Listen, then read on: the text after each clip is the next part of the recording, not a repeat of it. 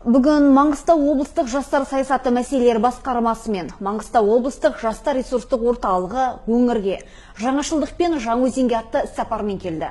Облыстан келген арнайы қонақтар қала жастарымен кездесіп, бірнеше мәселелерді талқылады. Олар үздік 6 жобаны жеке-жеке таныстырды. Іс-сапардың негізгі мақсаты жаңа жобаларды таныстырып, жастардың жаңа бағытқа көзқарастарын анықтау. Жиында Маңғыстау облысының жастар ресурстық орталығының директоры алдағы уақытта атқарылатын бірқатар міндеттерді атап өтті. Сол 6 жобаның 5-еуі облыс және аудан қала деңгейінде жүзеге асырылады деп есептеймін. Және өткен айда біз сол жобалардың таныстырылымын өткіздік.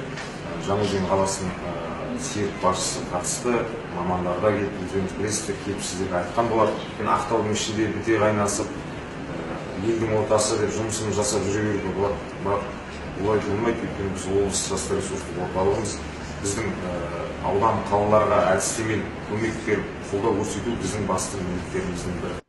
Іс-сапар аясында Жаңаөзендік ерікті жастармен кездесу ұйымдастырылды. Мұнда 3 бағыттан тұратын еріктілер корпусының жобасы ресми түрде таныстырылды.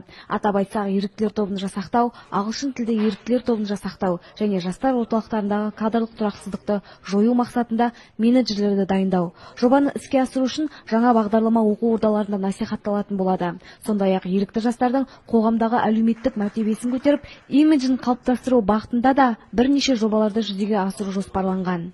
Бүгінгі ең басты мәселе ол еріктілер корпусының ашылу салтанаты. Бұнда еріктілерді әртүрлі жаңашылдық бағыттағы тренингтер, оқулар жүргізілетін болады. Арнайы облыстан, осы басқармадан мамандар келіп, біздің еріктілермен және де өз сол жақтан облыстан келген еріктілермен пікір алмасу болып өтеді.